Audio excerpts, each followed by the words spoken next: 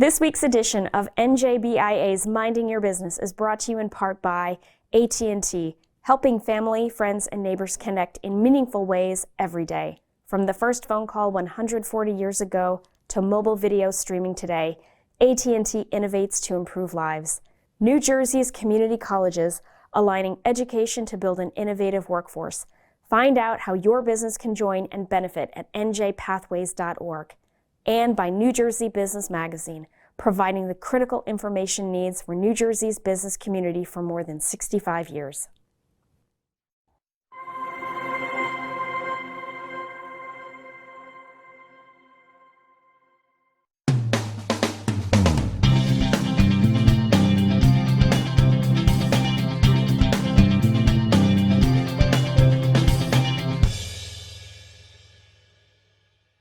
Welcome to NJBI's Minding Your Business. I'm Bob Considine.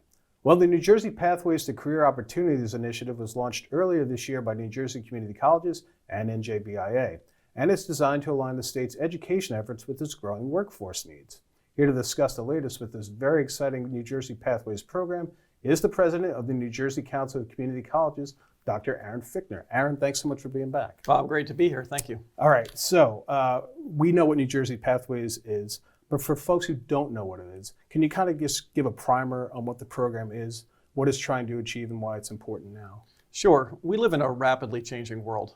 The needs of employers are changing every day. Mm-hmm. And we've seen that in the newspaper. You have to open up the paper, turn on your phone. Every day. The world is changing. Yeah. And so it is really important at this moment that education come together with the business community to make sure that we are training and educating people for the jobs of the future, to be prepared to help lead the state forward and its economy. Right. Very good. And this program, the seeds were planted basically late last year. We had an official launch at the beginning of 2022. We should go back. There was state funding for it in FY22, but then in June or July 1st, there was another a batch of money for the program too in the FY23 budget. How important is that? And it's obviously a good sign that this is going to continue to be funded. True. The legislature and the governor really came together and understood that this was the moment to make a really unprecedented investment in aligning our education system with the needs of employers. So we were very, very happy to see money in the budget in last year. And then the money continued in this year with the governor putting funding in his own budget to the legislature to keep this going. Yeah. It shows the momentum that we're building, bringing together really in an unprecedented level all levels of education, the business community, labor unions, and others to make sure that we're doing this important work. Yeah, it's a big melting pot, and good on the governor to make sure that's in there. Comprehensive program. It's working with 18 community colleges. There's 10 centers of workforce innovation, and as I mentioned, we're about 10 months into this thing. And you have these collaborative meetings. What can you say about the level of engagement from the partners that you've had through to this point? We've really had an unprecedented level of engagement in this work. We have over 1,000 partners that have signed up to be a part of this work, that are active in our monthly collaborative meetings. We're focusing, you might remember, on 4 key industries that are undergird the state's economy: health services, manufacturing, supply chain, innovation, technology, and infrastructure, energy.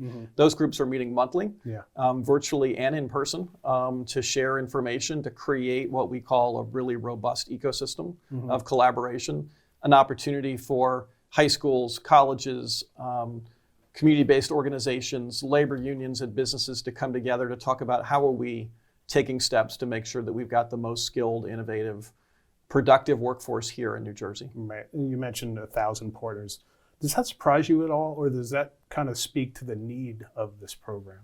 It doesn't really surprise me, having been in this world, in the world of workforce development and education for many years in New Jersey. I think New Jersey needs a forum for people to come together. I think there is a growing realization that if you're in a high school or you're in a college, a 4-year college, we can't go on living in silos. We've got to work together. Yeah. It's been incredibly encouraging to see the energy from all levels of our partners that want to work together, that want to break down the silos and the barriers that have separated us. Right. The world is too complex for us to work in silos and by ourselves. We've got to find new ways to work together. Yeah, I'm almost wondering if all these groups even knew they were in a silo before this. You know what I mean? Now they're working with everyone. And you say the enthusiasm is great and the engagement is great. It is. I think everyone. If you're running a high school, you're coming to work every day trying to do your job of educating the students in your under your care. But we are an interconnected world. That high school student is going to become a college student. They're going to become a worker. They're going to become a member of a labor union. So it's all incredibly interconnected. This pipeline that we have going from high school to community college to four-year college, really giving people the opportunity to move up the career ladder, on-ramps and off-ramps to jobs coming back in. This is, I think, the growing realization that we have to work together in new ways in this changing world. And great to see. I heard the labor union representation is great, and also health hospital systems too, right? Yeah, we have so many partners all over the economy. We've got about 8 labor unions who are working with us in our 10 centers of workforce innovation. We've got most of the major hospitals have signed up to be parts of this work. It's really important to note that each of our 4 industry efforts are being led and guided by an industry leadership team. So we've got people from large companies, small companies, all coming together to make sure that this entire initiative is responsive to the needs of their employers. That's great. So it's totally business, education, government. It's everybody. Everybody together, really getting a shared understanding of the changing needs of those 4 key industries, and committing to develop new curriculum and programs that will better prepare people, opening up more opportunity for more New Jerseyans in a broad range of parts of our economy. Yeah, I've been looking forward to asking you this question. When we first discussed this earlier this year, those collaborative meetings you were having were virtual. They've kind of gone to in person. I'm wondering if that's changed the dynamic at all. It has. There's a level of interaction and networking that you can have in person that you can't have online. Yeah. I mean, the great thing about being able to be online, and we'll always do a mix, right? Because more people can participate online, right? Particularly in a state as the size of ours. Right. Committing to drive to central New Jersey or wherever for an event is a big commitment, right? But there's a level of interaction and networking that happens when you can sit down over lunch with somebody that you can't get on a Zoom screen. Right. Yeah. Sometimes it's not always the most convenient thing, but the level of engagement's great. Right? But now we can do both, right? So it's a mix of best of both worlds. Right. I wanted to mention these collaboratives. You have some coming, they're like monthly, but I wanted to announce some dates that are coming up for future ones so people can get involved. Manufacturing and Supply Chain Management Collaborative will be held October 19th in person at Union College in Cranford. I'm wondering, Aaron, what kind of growth do you kind of see in the manufacturing and in supply chain management?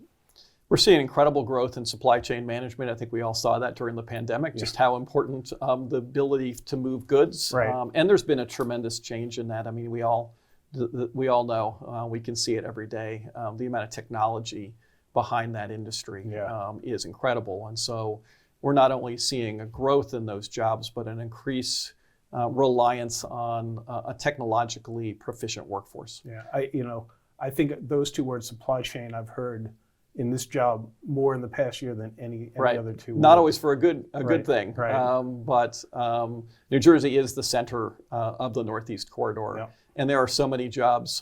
You don't need to just drive up the turnpike to see how many facilities that are being built every day to move goods through our state, and we need a well-skilled workforce to propel that work. Yeah, and even recently the Federal CHIPS Act was enacted, and that's to boost semiconductor R&D and production.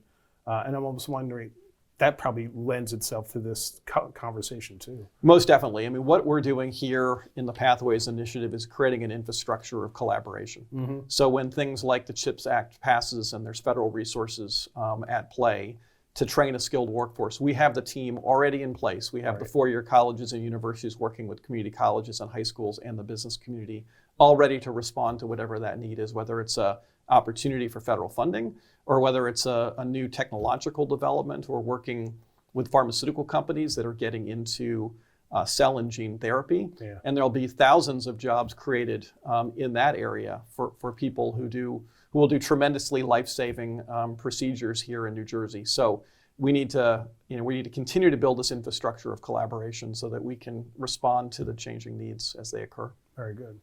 Next one, October 26th, another collaborative, Technology and Innovation Collaborative meeting. Again, October 26th at Middlesex County College in Edison. where are we in terms of innovation and technology occupations in New Jersey? Where are those jobs found typically? So this is one of those industries that really permeates the entire economy. So it's not an industry more as it's a group of occupations. So you think about almost any company of any size is going to have people working in cybersecurity, data analytics, programming, and software development. So they're across the entire economy, which makes this a really important initiative. It's not just big companies in tech, it's all of the tech jobs across the diverse economy. Right, very good. You have another collaborative that's going to be happening this week, and I guess your next one will be on November 9th, and that's for health services collaborative meeting. And I couldn't believe this statistic when I read it. It's the largest industry sector in the state, the health service industry, and employs about one worker for every 20 residents in the state of New Jersey. So I think that speaks to the importance of this particular area. You mentioned hospitals are involved. What other engagement are you getting from health services? So we're working with long-term care facilities. Obviously, we know from this pandemic just how important it is to have people in those jobs that help care for our loved ones on a regular basis. We're working with just the whole wide range of healthcare jobs. Right. One of the exciting things we're doing in our Center of Workforce Innovation and Patient Care is building a pathway that will allow people who are in entry-level healthcare jobs to be able to get additional training and education to be able to transition to become a nurse someday. Oh, no kidding. Right, so we're building these pathways that will allow people to move up the career ladder, which we hope will also help to alleviate some of the worker shortages that we're having in entry-level jobs across the economy. Yeah, we totally hear about that quite a bit here at NJBIA. And then lastly, Infrastructure and Energy Collaborative, that's taking place again, October 12th. This show will air before then, but I was curious as to see in infrastructure and energy, I see that New Jersey's slated to receive more than $12 billion to address critical infrastructure needs from the Federal Infrastructure Investment and Jobs Act. Does that really amplify the workforce needs?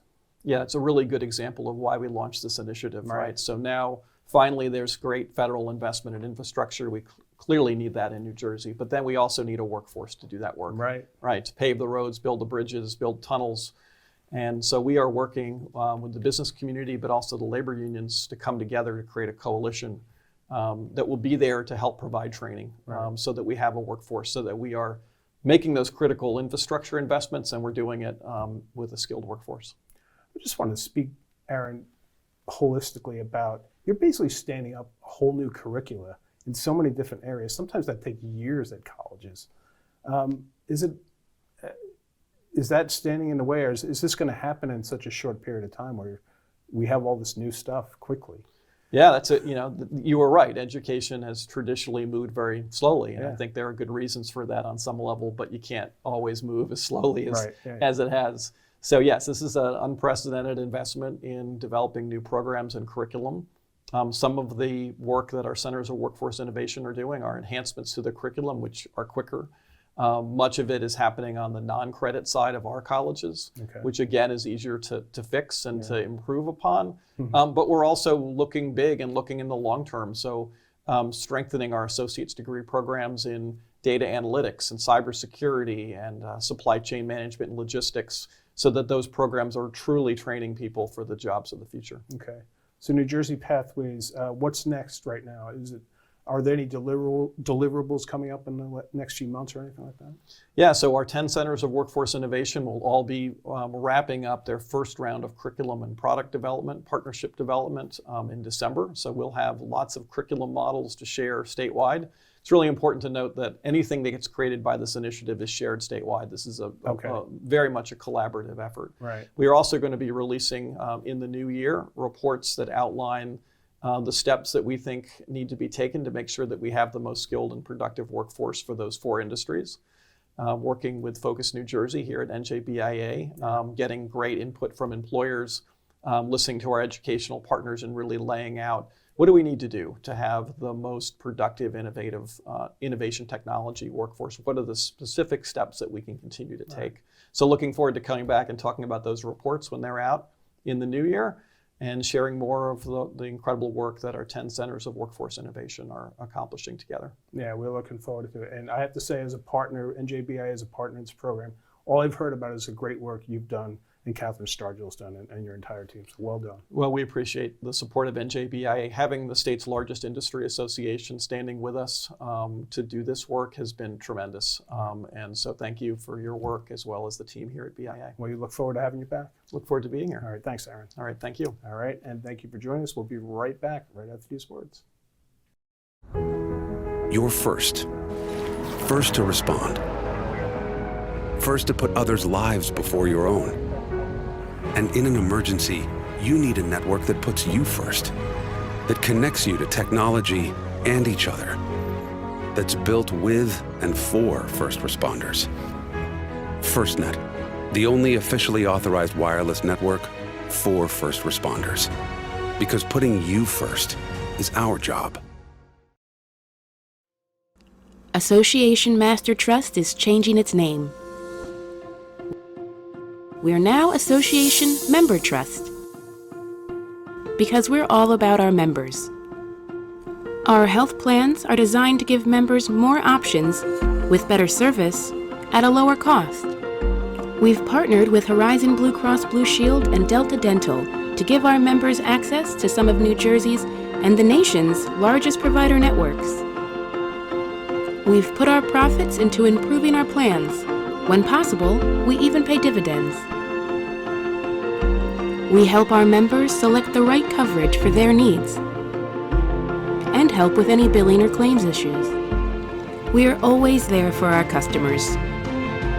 So next time you're evaluating health plans, look for one where you can expect more.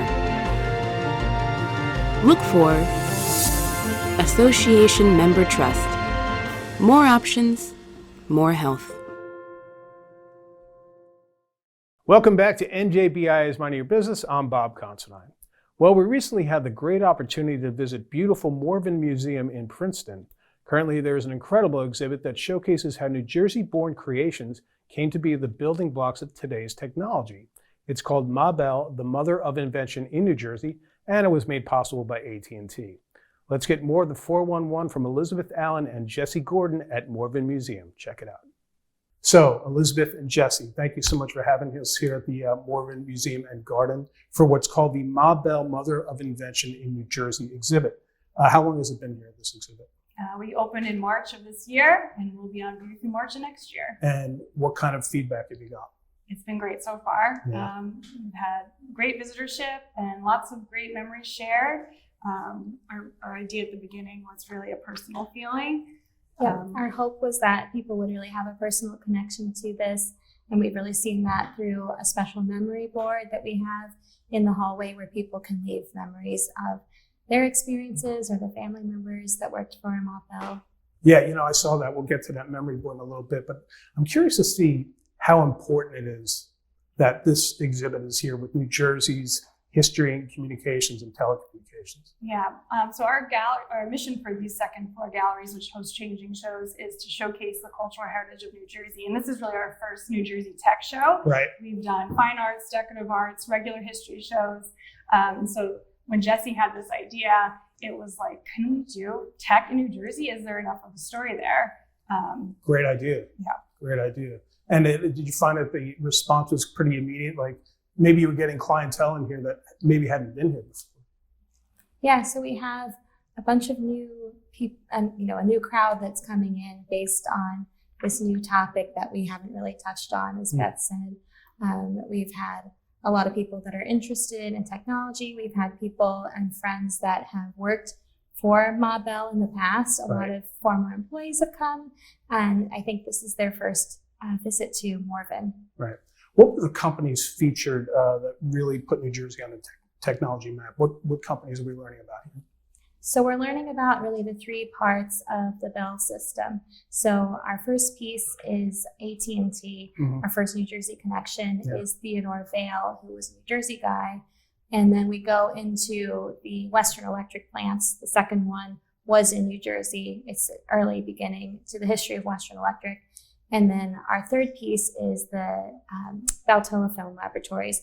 And they had places in New Jersey almost as soon as Belltown Film Laboratories had started in the 1920s. So New Jersey was in the mix from the get-go. It's amazing when you think about the groundwork that was laid. Like, as we were checking this place out, I'm taking my cell phone out and taking pictures. I'm like, this cell phone would have never happened as if what had not happened here in New Jersey in the past. Is that correct? Yeah, and that was a funny story. When we were writing the text, we were writing about the transistor, and we had a label saying there's, in some iPhones, there's over 11 billion. And the editor was saying, no, that's got to be a mistake. You must mean million. And we were like, no, it's billion, which is impossible to even imagine. What have you found to be some of the more exhibits here, artifacts, I should say, that have really surprised people?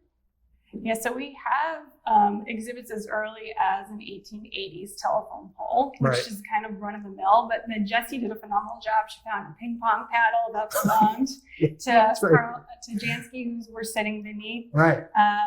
She tracked down loans from MIT. And then through the crowdsourcing thing, we found more artifacts. One is the Telstar drawing, which is a drawing done by a draftsman who now lives in Middletown, who let us borrow it for the show, but he was in Hillside Plant drawing it as they were building it. So when you have the idea to have this exhibit here, and you have to, I guess, curate, if that's a verb, I assume it is, how long, what is the time frame when you get the idea to collecting all this stuff? How long does it take? Well, we started in 2019 when we were throwing the exhibit idea around to our collection committee, and we realized, oh, this is going to be a great story to tell. Right. We read John Gertner's book, Idea Factory. That was really the basis for knowing that there's a lot of story to tell. And then AT&T Archives and History Center really opened their doors to us, and that's when we knew that there was going to be definitely enough stuff, more than enough stuff to show in an exhibit. At some point, you're probably like, this is never going to end. Let's just get the stuff up. Endless things to read about the Bell system. They put out so many technical papers contemporary to all of the inventions made. So there's, any piece of history in this room, there's probably 10 pages written on it from Were you both pleasantly surprised that you can actually find this stuff and get it in here? Yeah, it's always the biggest challenge. It's easy to come up with an idea, but is it really an exhibit and not a book or an article? And that's the stuff. So as Jessie said, without AT&T Archive, we walked in there, we're like, oh, there's stuff, there's photos, there's objects, and it was hard to cut it off. Yeah. Big shout out to AT&T, a sponsor of Minding Your Business, and who obviously helped out with this quite a great deal, right? Yeah, we couldn't have done it without them. Yeah. I wanted to. This place is loaded with factoids. Like, you could spend a long time in here. I was going to read a few of them to you and see what your reaction is. In the first 2 years of, I guess, telephone service, there were as many wires as there were telephones. So each subscriber had to be connected individually to one another. Is that correct? Yeah. So in my tour, I sort of explained, a way to think about it is just think of the mess under your desk when you have all kinds of your laptop hooked up and your keyboard and everything. It's like that times a million. Right. So that's where the switchboard came in, and the switchboard is the invention that helped consolidate all of those wires. Right. And then 1929, any North American call placed in Europe or Africa was transmitted through Lawrenceville. I guess there's a pole field. Is that what it's called? Pole farm. Pole farm. Yeah. Everyone should have it. No, it's true. And so I've worked here for 12 years, and multiple times people said, oh, you should do a show on the pole farm. And I honestly didn't really know what it was until we really dug into it here. And it's incredible local to Princeton history that it's now a Mercer County park, but once was the site of every transatlantic phone call. And Elizabeth, I can't believe the photographs that are of that pole farm. It's amazing. Okay, Project Echo. Is this what? This is the onset of the satellite era, right? Yes, this is the precursor to the Telstar. It was the experimental satellite to see if even bouncing a signal off of something in space would work. So it was sort of seen almost as a piece of science fiction, but it actually did work. It was a giant silvery mylar balloon that they sent up. It's fascinating. This is all New Jersey, pretty much, right? Yes, all of it. Wow. And then I had an interesting run-in. There's something called the Rising Sun Magnetron, which I guess generates microwaves for radar. While we were here earlier, there's a picture of a gentleman by the name of Sid Millman, who was kind of the creator of this rising star Magnetron. And the person who was looking at his picture and this information happened to be his niece from a couple of generations ago. That happened while we were here. No way. Does that happen? Have you heard stories like that? Wow. Well, we actually heard from Sydney, or about Sidney Millman from his family. And Right. so his niece was one of the ones that wrote in about him. They gave a lovely story about how much he loved opera and how he had emigrated from Russia and all of these things. And he also helped found cooperative research fellowship programs that got more people involved with the Bell system. Mhm. So, yeah, She was here. Yeah, it's amazing. And it's, I was also, I understand there was Morven ran a crowdsourced campaign a couple summers ago to invite former Bell system employees, Elizabeth, I think you mentioned this earlier, to share their stories and experiences. What kind of feedback did you guys get? This was really Jesse's idea, and Okay. it was brilliant because from the get-go, we're saying there's tens of thousands of New Jerseyans that are connected to the Bell system. Right. And Jesse was saying, how do we do it? So I'll let Jesse talk about it. So this was summer of 2021. We reached out through newspapers and our website to ask if anybody had pictures or stories. We knew people would want to tell their stories. Mhm. And we got over 50 people responding before the fall even. We had people that were laser scientists, operators, family of linemen, all of that. Like Beth was saying, the man who drew the Telstar, draftsman drawings even responded to us. So we had all kinds of different kinds of people respond. How was the crowdsourcing done? Was it through the computer, or did people had to type in a form? How did you receive? Was it letters? Was it phone calls? It was sort of a mix of everything. Okay. We had people type in through our website, but you could also just email me. I got a few phone calls, and it was lovely to talk to everyone. A ton of people had really, really fond memories of Again, working. it was a pleasant surprise, right? Yeah, definitely. And also occasionally, since this exhibit has been here at Morven Museum and Garden, you occasionally have scientists or former scientists coming, right? What's that like, first of all, for the audience that comes, but also for the scientists that come? Yeah. I mean, that was our goal early on. We thought, oh my gosh, we could have so many great programs related to this. And we kind of had a dream list of things that we might do. And so far, so many of them have come to pass. And it's been really incredible for us to have these people on site, seeing our work. It's a little nerve-wracking. Yeah, I'm sure. But they, I think, have enjoyed celebrating this chapter of their lives. And I would say most part are incredibly humble, and people you wouldn't know are totally brilliant and beyond. Yeah, there was one, but a lady, a scientist by the name of Marion Croak, I believe was her name. And she was here to explain how at the forefront of the technology, where she was at the forefront of the technology where people could actually speak on video through a computer. Right. Could you imagine if that had not happened, especially during COVID, when everybody was speaking through a computer? Yeah. Is that lost on Ms. Croak? I mean, did she even recognize that? No, and so one of the things that she said that left the room dumbfounded is that no one thought it could be done. Right. And she really said, I really thought it could be done. And just quietly continued. And she had a supervisor who told her, your voice and your ideas matter. Right. And she kept on. And the irony is that Jesse and I started this before 2020. And then wrote and thought about all of this almost entirely on Zoom for over a year and a half. So I want to go over, you mentioned earlier, Jesse, the memories of Ma Bell, which are on the wall behind us here. I wanted to read one of them. This was somebody who actually did not have a memory, but wanted to say, I had never been here before today. This was an amazing experience. Thanks for the history, signed Julia. When you read that or hear that, what kind of reaction do you get? I mean, it's really makes it worth it to hear people relating to the content, to know that we've sort of brought something new to someone, and to hear that people that even if you don't have a personal connection, you can still appreciate it. And it makes it, I don't know. I don't know. We say New Jersey doesn't have broad shoulders in terms of its pride and history. And every exhibit we do, we try to kind of show there's a lot that happened here and it's worth learning about and celebrating. So that's our mission. So thank you, Julia. All right, thanks to Morven Museum, and please do check out Ma Bell, the mother of invention in New Jersey. And thank you for joining us on NJBI is Minding Your Business. We'll see you next time.